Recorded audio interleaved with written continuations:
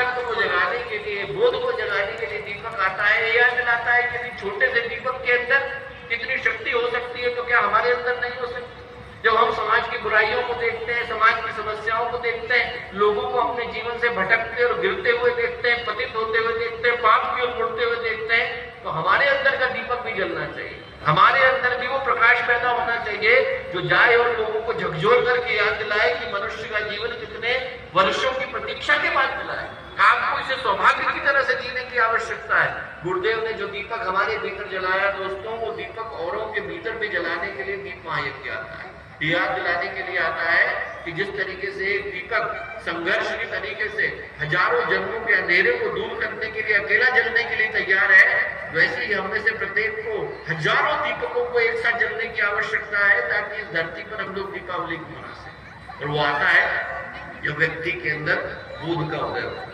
कल ही मैं एक छोटी सी कहानी सुना रहा था कि भागवत में हितम की कहानी, एक ऐसा व्यक्ति जिसने न जाने कितने पाप एक के बाद एक करे, और वो पाप भी ऐसे करता था कि कोई पाप छूट गया, घंटे के बाद जब उसको होश आया तो उसको अपने ऊपर बड़ी दया आई, बड़ी ग्लानि आई, उसको इतना क्रोध आया कि देखो मैं मनुष्य का जीवन लेकर के बैठा हूँ, नशे से सना हुआ, ऊपर से लेकर नीचे तक कीचड़ ही कीचड़ है, आसपास के लोग मुझ पर हंसते हुए जा रहे हैं, थूकते हुए जा रहे हैं, कैसा जीवन जी रहा हूँ। उसको अपने ऊपर बड़ी ग्लानि आई, उसको लगा कि मुझसे बड़ी गलती हो गई, मनुष्य का जीवन मिला पर जीवन जीने की समझ नहीं मिली। उसने तुरंत अपने हाथ के फूलों की ओर देखा, भगवान शिव का मंदिर था पास, वहां गया, भगवान शिव के मंदिर में जाकर शिवलिंग के ऊपर उन पुष्पों को डाला और डाल करके भगवान से प्रार्थना करी, भगवान आपने मनुष्य का जीवन दिया पर जीवन जीने की समझ नहीं दी, अगली बार आप मनुष्य का जीवन देना तो जीवन जीने के साथ साथ जीवन जीने की समझ भी देना। बस इतनी प्रार्थना करनी थी कि उसके प्राण छूट गए।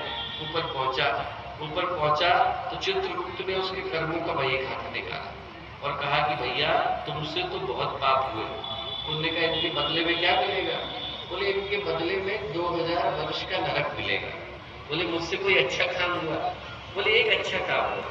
बोले जब तुम भगवान के सामने निर्मल हृदय होकर के पुकार रहे थे तो वो तुम्हारा पुण्य बना, उसके बदले में क्या मिलेगा?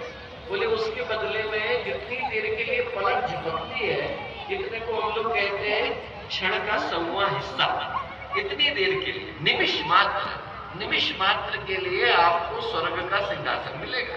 क्या पहले लोग कि हमने सोचा कि 2000 वर्ष का नरक तो भुगत नहीं है, पहले क्षण भर का स्वर्ग ही ले लेते हैं।